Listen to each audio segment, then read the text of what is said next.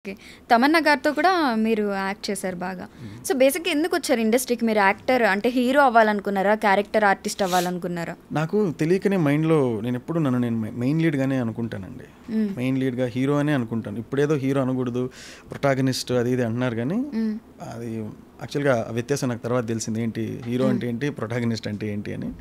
Okay, anyways నేను ఎప్పుడు main లీడ్గా ఉండాలి. ఒక సినిమానంతా భుజం మీద వేసుకొని, నాకు ఒక సినిమాని మొత్తం భుజం మీద వేసుకొని ముందు తీసుకెళ్ళడం అనేది ఎఫర్ట్లెస్గా చేయగలను అని నా నమ్మకం.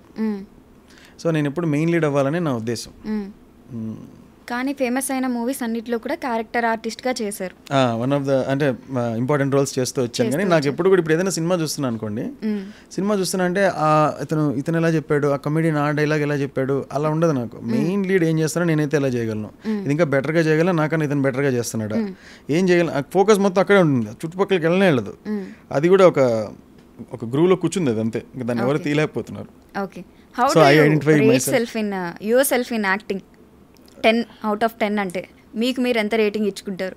అంటే ఇది కొంచెం సబ్జెక్టివ్ ఇదండి.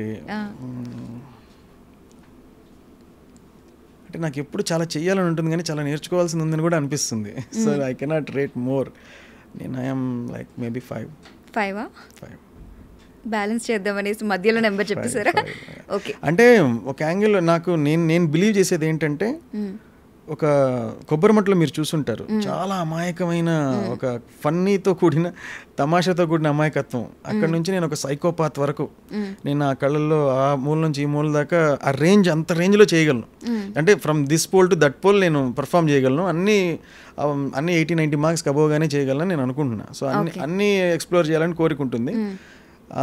అంబిషన్ వైజ్ నాకు యాక్టింగ్లో 9 మార్క్స్ ఉంటాయి. ఇంకా ప్రూవ్ అవ్వలేదు కదా, నాకు అవకాశం వస్తే అది ఎప్పుడు అందరికీ తెలుస్తుంది కదా. సో ఇంకా అవకాశం ఉంటే వస్తుంది. ఇప్పటికైతే నేను I right my self as 9. But నేర్చుకోవాల్సింది అంతకన్నా ఇంకా చాలా ఎక్కువ ఉందని అనుకుంటాను కాబట్టి 5. అనే లర్నింగ్ ఫ్రంట్ 5, అనే confidence front 9. Okay. So Kobbarimatta అనగానే గుర్తొచ్చింది, సంపూర్ణేష్ గారి మూవీస్ కొంచెం మీకు తెలుసు కొంచెం క్రింజ్గా ఉంటాయి చూడడానికి. అంటే జనాలకి అరే ఏంట్రా ఇది అంటే బుర్ర గోకేసుకోవాలనిపిస్తుంది, అంటే ఏం చేస్తున్నారా అన్నట్టు అనిపిస్తుంది. But at the same time చాలా ఫన్నీగా ఉంటుంది. ఆ స్టోరీస్ మీరు విన్నప్పుడు అసలు, లేకపోతే హృదయకాలయంలో ఆ లాస్ట్ సీన్, హార్ట్ సీన్ ఇంకా చాలా బాగా ఫేమస్ అయింది, జనాలు అందరూ పిచ్చోళ్ళు అయిపోయారు. సో ఎవరో యూట్యూబ్ లో 8 doctors committed suicide after watching this video. Doctors ఎందుకు ఇంకా డాక్టర్స్ చదివి ఎంబీబీఎస్ చదివిన వాళ్ళు వేస్ట్ అనిపిస్తుంది ఆ సీన్లు చూస్తే. ఇలాంటి స్టోరీస్ విన్నప్పుడు అసలు మీ ఫస్ట్ రియాక్షన్ ఏంటి? Because I know the genre, ఆ జానర్కి ఎంత న్యాయం జరుగుతుందనే చూసి ఆ థాట్స్ క్రియేటివ్గా మేము షూటింగ్లో కూడా పగలబడి నవ్వుకునేవాళ్ళం అనమాట. కొన్నాళ్ళకి అది కెమెరామెన్ కూడా ఇలా చూసి కళ్ళనీళ్ళు వచ్చేసి ఫోకస్లో ఉందో లేదా అర్థమయ్యేది, ఆయనకు అర్థమయ్యేది కదా. ఆయన ఇలా చూసి పక్క వచ్చి నవ్వుతునేవాడు, మేము యాక్ట్ చేస్తారు చూసేవాళ్ళు, ఆయన పడి నవ్వుతునేవాడు. అలాగే 2-3 టేక్లు సరదాగా ఫుల్ జాలీగా ఉండేది. Okay, what kind of person అసలు సంపూర్ణేష్ గారు అంటే? ఆయన is very sincere person. Very sincere.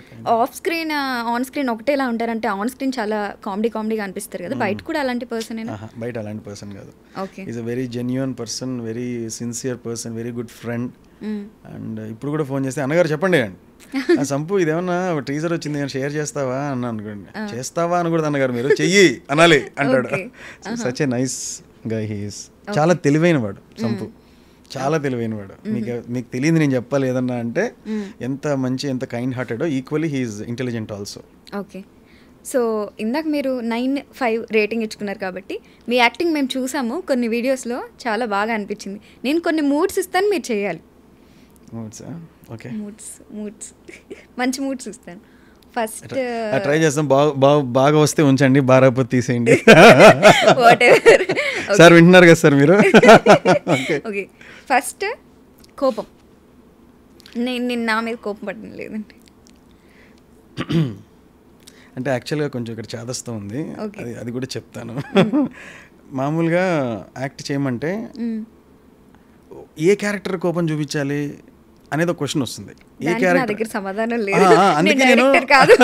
అందుకే ఇప్పుడు ఫర్ సపోజ్ కోపం 100 రకాలుగా చూపించవచ్చు. ఇప్పుడు స్వాతి ముత్యంలో కమల్ హాసన్ క్యారెక్టర్ అనుకోండి, అతని కోపం ఒకలా ఉంటుంది. అదే ఒక విలన్ అనుకోండి, అతని కోపం ఇంకోలా ఉంటుంది. హీరో అనుకోండి, ఇంకోలాగా ఉంటుంది. సో అట్లా అందులో వేరియేషన్స్ 3-4 ఉంటాయి. కోపం అంటే ఇప్పుడు ఏ రకమైన కోపం అనే క్వశ్చన్ వస్తుంది, తక్కువ అడిగారు కాబట్టి చేయాలని ఏది పడితే చేయడానికి ఎందుకో ఇష్టం ఉండదు. ఏదో కోపం ఏదో కోపం. ఫర్ ఎగ్జాంపుల్ నేనున్నాను ఇప్పుడు క్వశ్చన్ అడిగిన, ఏదో పిచ్చి క్వశ్చన్ అడిగాను, అప్పుడు మీ రియాక్షన్ కోపం. ఓకే,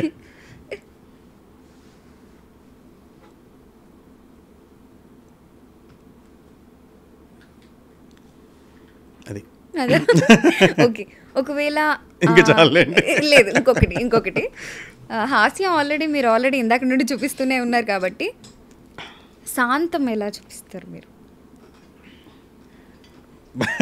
బాగా రిచ్ అన్నట్టు.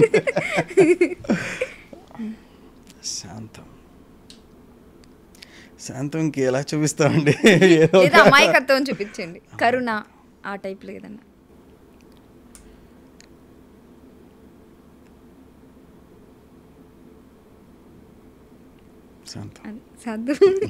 Okay, done.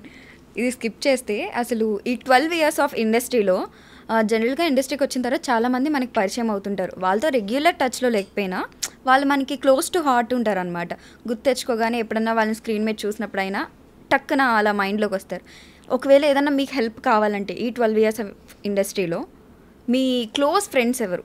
ఎవరు లేరండి ఇండస్ట్రీలో, ఎవరు క్లోజ్ ఫ్రెండ్స్ లేరు. ఇండస్ట్రీలో కాదు మీరు అడిగింది. ఏక్ నిరంజన క్లోజ్ ఫ్రెండ్స్ ఎవరు అంటే పని చేస్తాం వెళ్ళిపోతాం అంతేగాని క్లోజ్ ఫ్రెండ్స్ ఎవరు లేరు. ఓకే, అంటే ఇప్పుడు ఏదైనా హెల్ప్ కావాలంటే లైక్ ఇండస్ట్రీ పరంగా, ఇందాక మీరు ప్రమోషన్ అలా అన్నారు, ఆ టైప్లో ఏదన్నా ఫర్ ఎగ్జాంపుల్ మీరు ఒక మూవీ తీసారు అనుకోండి హీరోగా, ఇప్పుడు సూపర్ హిట్ అవుతుందా లేదా మీకు తెలీదు, రిలీజ్కి ముందే మీకు ఒక సపోర్ట్ కావాలి, ఒక బిగ్ పర్సన్ నుండి, డైరెక్టర్ నుండి, హీరో నుండి, అలా మీకు క్లోజ్ ఎవరు అనేసి? ఇంకా సంపు ఒకడే కొంచెం ఫోన్ చేసి ఎప్పటికైనా ఫోన్ చేసి అడగగలిగింది. నేను ఎప్పుడు అడగలేదు, ఎప్పుడన్నా కనపడినప్పుడు ఆప్యాయంగా పలకరించుకుంటాం అంతేగాని అంత ఎప్పుడు ఫోన్ చేసి మాట్లాడి సంతోషాలు బాధలు అలా చెప్పుకునే ఫ్రెండ్స్ అంటే ఎవరు లేరు, ఇండస్ట్రీలో ఎవరు లేరు. ఓకే, ఇండస్ట్రీకి వచ్చిన తర్వాత ఓకే, అసలు ఇండస్ట్రీకి ముందు అసలు మీరేంటి? హీరో అవ్వకపోయి ఉంటే ఏమయ్యేవారు? హీరో అవ్వకపోయి ఉంటే సాఫ్ట్వేర్ ఇంజనీరో ఏదో అయ్యి ఉండేవాడిని, లేకపోతే ఇది మాట్లాడడానికి సంబంధించింది ఏదైనా అయ్యి ఉంటానేమో అనుకుంటున్నా. అంటే అంతకుముందు జాబ్ ఏదైనా చేశారా లైక్ ఇండస్ట్రీకి రాకముందు? చేశానండి, నేను సిబిల్ సిఆర్ఎం మీద వర్క్ చేశాను. ఓకే, అది కూడా లైక్ ఫారెన్ కూడా వెళ్ళారు? అక్కడే ఫ్లోరిడాలో వర్క్ చేశాను నేను. ఓకే, యూఎస్లో ఎంఎస్ చేశాను. ఎంఎస్ చేసిన తర్వాత అక్కడ ఫ్లోరిడాలో జాబ్ చేశాను కొన్నాళ్ళు. దాని తర్వాత జాబ్ చేసేటప్పుడు పొద్దున్నే 6:30-7 కల్లా బయలుదేరి వెళ్ళాలి, 7:30 కల్లా ఆఫీస్లో ఉండాలి. డ్రైవ్ ఒక 10 miles ఎంత దూరం ఉండేది. పొద్దున్నే లేచేటప్పుడు కళ్ళు ఎర్రగా ఉండేవి, అంటే నిద్రపోవాలని కోరిక ఉండేది కానీ కళ్ళు తెరిస్తే చింతనిప్పులా ఎర్రగా ఉండేది. ఏం బతుకురా ఇది, ఎందుకు లేస్తున్నారు ఇంత అర్లీగా, వీళ్ళు ఏం చేయాలి? నేను ఆఫీస్ నుంచి ఇంటికి వచ్చిన తర్వాత ల్యాప్టాప్లోనే ఇండియా ఉండేది, ఓపెన్ చేస్తే ఫ్రెండ్స్ ఇండియా, అప్పుడప్పుడే యూట్యూబ్ అది గ్రో అవుతూ ఉండింది. ఆ షార్ట్ ఫిల్మ్స్ తెగ తీసేవాళ్ళు, నా మనసంతా అటు ఉండేది. రాత్రి లేట్ చేసి 1:30-2 వరకు ఆ పనులు ఏవో చూసుకొని మాట్లాడుతూ ఉండేవాడిని. 2:30 పడుకొని 5:30 లేచేటప్పటికి ఎలా ఉంటుందో ఆలోచించండి. నాకు రాత్రి అది ఇష్టం అనమాట. ఆ ల్యాప్టాప్ని తీసుకుని ఒళ్ళో పెట్టుకుంటుంటే ఏదో చిన్న పిల్లవాడిని ఒళ్ళోకి తీసుకుంటున్నాను, అంత ప్రేమగా తీసుకున్నాను, ఎందుకంటే ఓపెన్ చేస్తే అంత ఇండియా ఉంటుంది కదా. సో అంత ఇష్టంగా ఉండేది కాబట్టి రాత్రి లేట్ అయ్యేది, పొద్దున వెళ్ళబుద్ధి అయ్యేది కాదు. ఆఫీస్లో పర్ఫామ్ చేయబుద్ధి అయ్యేది కాదు, పర్ఫామ్ చేయలేను ఎందుకంటే మనసు అక్కడ లేదు కాబట్టి. బేసిక్గా నా వ్యక్తిత్వం ఎలాంటిదంటే ఎక్కడున్నా మనం టాప్ పర్ఫార్మర్స్లో ఉండాలి అనేది నా ప్రత్యేకమైన నాకు ఇష్టం అనమాట. నేను అక్కడ ఉంటాను, అంతకన్నా తక్కువలో ఉంటే నాకు నేనే నచ్చను. సో నేను అక్కడ ఆఫీస్లో టాప్ పర్ఫార్మెన్స్లో కాదు కదా, మిడిల్లో కూడా కాదు, బాటమ్ నుంచి 3rd or 4th ఉన్నాను. టీమ్ లీడర్కి పిలిస్తే భయపడడం, ఏదైనా పని ఇస్తే అమ్మో మళ్ళీ పనే అనుకోవటం, అసలు నాకు నేనే ఒక వీక్ పర్సన్ లాగా, ఒక ఆత్మవిశ్వాసం లేని ఒక వ్యక్తిలాగా కనపడ్డాను. అలాంటి బతకటం, మనకి ఇష్టమైన చోటు ఉండి పోరాటం చేస్తుంటే బాగుంటుంది కదా అని మళ్ళీ రివైండ్ చేసుకోలేము కదా లైఫ్. సో ఉండేది ఒక లైఫే, గుడ్ ఆర్ బ్యాడ్ ఇష్టం ఉన్న చోటే ఉందామని నేను ఇండియా వచ్చారు. సో ఇండియా వచ్చింది మెయిన్ యాక్టర్ అవ్వడానికేనా? అదే ఎయిమ్తో వచ్చారా? యాక్చువల్గా నాకు తెలియదు నేను మంచి యాక్టర్నా కాదా అని నాకు అప్పటికి తెలియదు. వచ్చేటప్పటికి నాకు కొన్ని టాలెంట్స్ ఉండేవి, అంటే అందరూ చెప్తుండేవాళ్ళు, అంటే నేను ఏ పని చేసినా చాలా సిన్సియర్గా చేస్తా, చాలా ఇష్టంగా చేస్తాను. ఆర్ట్స్ సైడ్, అందులో నేను ఫోటోగ్రఫీ బాగా చేసేవాడిని, లిరిక్స్ బాగా రాసేవాడిని, డైలాగ్స్ బాగా రాసేవాడిని, కథలు బాగా రాసేవాడిని, బాగా చెప్పేవాడిని. ఏదైనా సినిమాకి వెళ్ళి వచ్చానంటే మా రూమ్లో ఉండే వాళ్ళు అందరూ సినిమా చూసేస్తారు వితౌట్ ఎనీ టికెట్. నన్ను ఒకటి పంపిస్తే చాలు సినిమాకి అందరు చూడొచ్చు అని అనుకునేవాళ్ళు. స్టూడెంట్స్ అప్పుడు అందరి దగ్గర డబ్బులు ఉండేవి కాదు కదా, సో నన్ను ఒకటి పంపించి నా ద్వారా కథలు అందరూ వినేవాళ్ళు అనమాట. అలా ఉండింది. అంటే ఆ నరేషన్స్, ఆ interest with dialogues, with emotions, with fights, డాన్స్లు అన్నీ కలిపి అంటే ఒకడు ఎక్సైటెడ్గా చెప్తుంటే చూసేవాళ్ళకి ఎలా ఉంటుంది, చేసేవాడికి ఎలా ఉంటుంది, వాడికి ఎంత పిచ్చి ఉంటే చేస్తుంటాడు, అలా ఉండేది నా. అలా సేమ్ మీరు ఇప్పుడు పాడ్కాస్ట్ చెప్తున్నట్టు. అది జస్ట్ 10%. అందులో కొంచెం డిగ్నిఫైడ్గా ఉండాలి కదా. ఇక మా రూమ్లో కానీ మా ఫ్రెండ్స్తో కానీ ఉండేటప్పుడు మొత్తం అన్ని స్టెప్పులు, డైలాగులు అన్నీ చేసి చెప్పేవాడిని. అదొక నరేషన్స్ బాగా చేసేవాడిని. ఇంకా ఏదైనా ఇలాంటివి ఉంటాయి కదా, మంచి మంచి స్టోరీస్, జీవితానికి ఉపయోగపడే స్టోరీస్ని నేనే క్రియేట్ చేసి అనుభవాల్ని జోడించి అవి చెప్పేవాడిని. డాన్స్ పిచ్చి డాన్స్ అంటే చిరంజీవి గారి ఇన్ఫ్లుయెన్స్ హెవీగా ఉంది. ఆయన డాన్స్ అంటే నేను చెప్పేవాడిని, మనకి ఇండియాలో కూచిపూడి, భరతనాట్యం ఉన్నట్టు ఇంకో సాంప్రదాయం ఉంది, దాని పేరు చిరంజీవి డ్యాన్స్ అని అనేవాడిని. ఎందుకంటే ఆయన డ్యాన్స్లో కూడా ముద్రలు ఉంటాయి, ఆయన డ్యాన్స్లో కూడా ఆ హొయ్యలు ఉంటాయి, కులుకులు ఉంటాయి, కుంగడాలు ఉంటాయి. ఆ ప్రతి పదాన్ని పలకటం, దాన్ని ఆస్వాదించడం, every word he spells, lyrics పాడేటప్పుడు ప్రతి దాని అర్థం తన మొహంలో కనపడుతూ ఉంటుంది. అందుకే పక్కన హీరోయిన్ ఎంత హాట్గా ఉన్నా కళ్ళు చిరంజీవి గారి మీదకి వెళ్ళేవి. ఆయనకున్న గ్రేస్, ఆయనకున్న అట్రాక్షను, ఆ చార్మ్, ఏమంటారు దాన్ని, చరిష్మా అలా ఉంటుంది అనమాట. సో దానికి నేను ఏంట్రా ఈ మనిషి, ఏం చిన్న జస్ట్ అలా అన్నా చాలు ఒక స్పార్క్, ఒక మెరుపు ఉంటుంది. అలా చాలా ఆయన్ని చూసి ఇన్స్పైర్ అయ్యారు యాక్టర్గా అనుకోవచ్చా, డాన్సర్గా? డాన్సర్గా నాకు అందుకే చెప్తున్నాను నేను, చిరంజీవి గారి డాన్స్ అంటే అంత పిచ్చి. కల్లోకి కూడా ఆయన డాన్స్లు వచ్చేవి. ఆయన కలిసి సార్ నెక్స్ట్ సినిమాలో ఏం స్టెప్లు ఉండబోతున్నాయి అని అడిగేవాడిని కల్లో. అలా ఉండేది. కల్లోనా? నేను ఇంకా రియల్గా అనుకున్నాను. రియల్గా ఇక్కడ నేను కాలేజీలో చదువుకున్నప్పుడు ఈయన డాన్సులు చూసి కల్లోకి కూడా ఆయనకి వచ్చేసి క్లాస్లో పాఠాలు వింటున్నా సరే ఆ స్టెప్ ఏ ఉంటుంది, ఈ స్టెప్ ఎలాగా. అప్పుడు యూట్యూబ్లో అవేం లేవు కాబట్టి స్టెప్ మనం ఇంట్లో వెయ్యాలంటే రెండోసారి చూడాలంటే మళ్ళీ టికెట్ కొనుక్కొని వెళ్ళాల్సిందే. ఆ స్టెప్ ఇంకోసారి చూడాలంటే మనకి యూట్యూబ్లు లేవు. ఎంత చూస్తే ఫోటోగ్రాఫిక్ మెమరీలో అదే గుర్తుపెట్టుకుని బయటికి రావాలి. నాలాంటి పిచ్చోళ్ళు ఇంకిద్దరు ముగ్గురు ఉంటే అందరం కలిసి ఆ స్టెప్ని ఫామ్ చేస్తాం అనమాట. అరే నాకు ఇక్కడ దాకా వచ్చు, దీని తర్వాత ఏదో చేస్తారు, దీని తర్వాత ఏంటి, అప్పుడు చిన్న క్యాసెట్లు కదా, అందరూ డబ్బులు వేసుకొని క్యాసెట్లు కొని అవన్నీ చేసి అలా చేసేవాళ్ళం. సో డాన్స్ నేను పుల్లారెడ్డి కాలేజ్ కర్నూలులో నాకు ఫస్ట్ అవకాశం మా కాలేజ్ డే అప్పుడు ఇచ్చింది డాన్స్ చేయమని, స్టేజ్ ఫస్ట్ టైం. ఆ స్టేజ్లో డ్యాన్స్ ఇంకా నేను మైమర్చిపోయి చేసుకునేటప్పటికి కాలేజ్లో అందరూ గుర్తుపట్టేవాళ్ళు, ఇతను మంచి డాన్సర్. అది ఇప్పటికీ ఉందా టాలెంట్? డాన్స్ ఉందని అనుకుంటున్నానండి. ఈ మధ్య కొంచెం కాల్ స్ప్రెయిన్ అయ్యి గత 4 monthsగా చేయట్లేదు. చేస్తాను. ఓకే, ఇండస్ట్రీకి యాక్టర్గా రావాలనుకున్నారు, బాగానే ఉంది. బట్ వద్దాం అనుకున్నప్పుడు మీకేమన్నా ఇన్సెక్యూరిటీస్ ఫామ్ అయ్యాయా? అంటే చాలామంది నువ్వు యాక్టర్ అవుతావా, నువ్వు అవ్వగలవా, నువ్వు చేయగలవా, ఇండస్ట్రీ అంటే చిన్న మాట అనుకుంటున్నావా, చిన్న పనా అని మనల్ని లాగేసే వాళ్ళు ఎక్కువ ఉంటారు మనం ఎదగాలి అనుకున్నప్పుడు. సో ఇలాంటివి మీరు ఏమైనా ఫేస్ చేశారా? అదే ఎందుకు ఈ టైంలో ఇంత యూటర్న్ తీసుకోవటము, ఈ రెసిషన్లో జాబ్ తెచ్చుకోవడం చాలా కష్టం. అలాంటిది రెసిషన్లోనే జాబ్ తెచ్చుకున్నావు. ఈ టైంలో దొరక మంచి జాబ్, అప్పుడే నెలకి 3-4 లక్షలు శాలరీ ఉండేది. అదంతా కష్టపడి సంపాదించి వదిలేసి ఇప్పుడు మళ్ళీ ఫ్రమ్ జీరో అంటే అసలు ఈ ఫీల్డ్ కాదు, అక్కడ ఎవరు ఉంటారో తెలియదు, అక్కడ ఎలా ఉంటారో తెలియదు, మనకు సంబంధించిన వాళ్ళు ఎవరు లేరు, హ్యాండ్ ఇచ్చి పైకి లాగేవాళ్ళు లేరు, ఏమీ తెలియదు, జీరో. అలాంటప్పుడు నువ్వు ఈ ఇండస్ట్రీలో రావడం ఏంటి, యూటర్న్ ఈ టైంలో అవసరమా, అది ఇదే అని అన్నారు. నాకు అది చేయడం ఇష్టం లేదు, ఇక్కడ ఏదో ఉందనుకున్నాను, ప్రయత్నించడం బెటర్ కదా. నేను ఒక బుక్లోనో అంటే నేను అప్పుడు ఈ డెసిషన్ తీసుకున్న టైంలో జాక్ క్యాన్ఫీల్డ్ రాసిన పవర్ ఆఫ్ ఫోకస్ అని ఒక బుక్ చదువుతున్నా, చాలా ఇన్ఫ్లుయెన్స్ చేసింది ఆ పుస్తకం. అందులో మీరు లాస్ట్ చర్మాంకంలో ఉండేవాళ్ళు బెడ్ మీద ఉంటారు కదా, డెత్ బెడ్ అనుకోండి, లేదా డెత్ బెడ్ కాకపోయినా లాస్ట్ ఇంకా 80 years అట్లా పండు ముసలు అయిపోయిన వాళ్ళని ఎవరైనా అడిగితే నేను ఆఫీస్కి ఇంకొన్ని రోజులు వెళ్ళి ఉంటే బాగుండని ఎవరు అనరు. నాకు చిన్న బిజినెస్ పెట్టాలని ఉండేదిరా, ఇంతవరకు ఆ రిస్క్ తీసుకోలేదు, లేదా నాకు నాటకాలు వేయాలని ఉండేదిరా, మా నాన్న అడగాలంటే భయపడ్డాను, లేకపోతే ఇంకోటి చిన్నది ఏదో చేద్దాం అనుకున్నాను రా, చేయలేకపోయాను, ఇవి ఉంటాయి రిగ్రెట్స్. మనం కూడా అదే ప్లేస్లోకి వెళ్తే కానీ మనం ఆ రిగ్రెట్ పడకుండా అప్పుడు వెళ్ళి మనం కూడా ఆ రిగ్రెట్ పడాలా, అవసరం లేదు కదా. అదేదో ఆ అటెంప్ట్స్ ఏదో, ఆ ట్రయల్స్ ఏదో, ఆ ప్రయత్నం ఏదో ఇప్పుడు చేస్తే చివరాఖరికి అదే అన్నీ చేసాంరా, దేహంలోనూ సక్సెస్ కాలేదు, హ్యాపీ, అలానే ఉండొచ్చు కదా, అలా అయినా వీ కెన్ ఫైండ్ హ్యాపీనెస్ కదా.